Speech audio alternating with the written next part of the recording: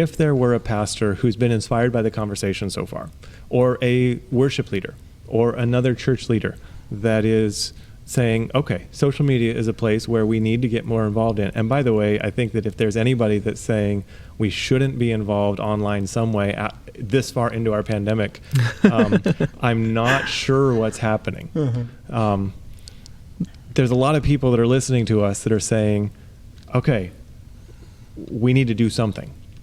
What would be a legitimate next step they could do, say, in the next week that would get them started on this? I think first thing that I'd like to say is that both Kaleb and I serve within the Oregon Conference context, within the Pacific Northwest more broadly. And if you're one of the pastors within this territory, don't hesitate to send us an email, to give us a phone call. Like, it is our pleasure, it really is, to be able to work with you and try and talk you through some of these ideas. That's what we're here for. So first and foremost, if you need kind of some guidance in that area, check out some of the resources that we mentioned in the actual presentation itself. And then even beyond that, don't hesitate to reach out to us. Yeah, I would say another thing you can do is sit down and take a look at your budget. Simple things like paper products. Can you repurpose something to help with digital outreach? And you really don't have to feel like you personally have to be the one to create digital content or to do digital missions. Maybe there's somebody in your congregation that you can empower to do that. I know we have a lot of young creatives out in the church that I mean, this is what they want to do. This is their passion. This is how they want to serve, and they're willing. I included a link to Mentor Marketing. This is somebody that I learned from when it comes to Instagram, because I'm even kind of getting too old to understand like some of the ins and outs of Instagram. So always taking somebody and doing a reverse mentorship where you allow them to teach you, you empower them to serve, and just being intentional about, okay, how do we develop and add this to what's going on? You might be surprised at how low-hanging the fruit is. You might think, but I'm in a small church, we have no money, there's nothing that we can do. And I don't want to downplay that emotion, that experience, but there's a lot that you can do for just a tiny bit of investment. I was kind of joking with my father when I was visiting him in California somewhat recently. He's like, how much does the floral arrangement at the front of your church, how much does that cost on average? Maybe it's not thousands of dollars, but it's certainly not an insignificant amount of money. And what does it look like to say, you know what, maybe for a test season, we're going to find the paper bulletins, or we're going to find the floral arrangement, which are all really easy decisions right now and during COVID time, because you don't need either one of those right now. But what would it look like to for a moment, take some of our budget out and replace it with digital marketing, consulting, hiring a young creative who's able to help you create all these assets? Because the beautiful thing is, we are absolutely not advocating for pastors to do all this work.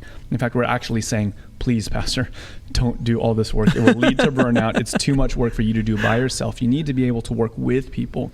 And especially, I think right now, young people, we've been waiting for this moment. We've been, on the creative side of things, so many of us are like, yes, finally, the church is embracing, and we're excited to be able to work with you. So I love that. So if I'm a local church, I have $50 a month or $100 a month to test out something in the digital world. Where should I spend it? Yeah, I'll say one thing that I spend upwards of this on is just hiring somebody to do Instagram for me. Hiring somebody to do Facebook for me, hiring somebody to do something with what we've got. We talked about taking the video of sermons, right, and cutting that up. There are so many more ideas that you can do with that. You can just have somebody listen and take notes and quotes from the sermon itself, and literally just translate that into images. Right? They just take 2 sentences at a time, some of the most powerful stuff, and just translate it into images each week. And this doesn't have to be super expensive. This can start locally and with someone who probably would volunteer to do it anyway because they love the church and creativity. So if it wasn't clear, start with your keystone piece of content. For most churches, this is going to be your sermon. Some churches might have a podcast. Some churches might have a live Q&A show or something similar to this. Start with one of those major pieces of content. Go through it and actually listen to your own content for one. That's going to help you a lot. But that's terrifying, by the way. It is. That's really terrifying. Trust me, I know. I have to edit my own videos every once in a while, and it is terrifying. But whether it's you or your spouse or certain key members of your board or young people who identify people 2 or 3 peoples who might be able to go through that entire piece and timestamp it. Say, hey, from minute number 3:46 to 5:12, you were just on fire. We need that put out there. And so what you're going to do is, after going through the piece of content once, you're going to have 5, 10, 15, 20 ideas of where you want it to start and where you want it to end. And that'll work well with video pieces of content, quotes and graphics and Bible verses. And so you're going to just simply go through that and then find a young creative. Say, hey, do something interesting with these timestamps. If you don't have a young creative, it's still simple. Go to Fiverr.com and hire someone who's a graphic creator or a graphic design artist or a video editor and say, hey, can you chop these things up and make it work for our church? You'd be surprised what $100 a month could get you. There's a pattern in my life that I think has been really, really powerful and important, and that is leadership being willing to take a risk on me. And I think locally, conference-wide, whatever level you're at, being willing to take a risk on people, let them fail. Truly, you will rebuild. It'll be okay. I've failed many times, but you are discipling and building somebody when you hand them the keys and say, okay, you actually know about this more than I do. Mm-hmm. And instead of having to get every single thing approved and just bogged down in red tape, sometimes the best thing you can do is say, I trust you. Mm. I think when it comes to the area of social media content, there's a mantra that I try and repeat in my own mind as often as possible, especially for those of us who are starting something brand new.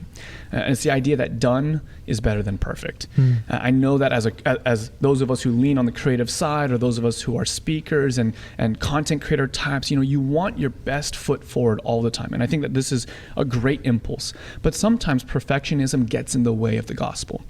I think that God himself is not so worried about everything being perfect per se. He works through fallen humanity. He uses us to be able to communicate the gospel. And where we fall short, there's grace. But beyond that, it's the idea of, hey, use something. Because when you use something, God can bless it. If we don't take a step forward, well, then that's when God is kind of proverbially handcuffed. Such good counsel. I mean, I love that quote.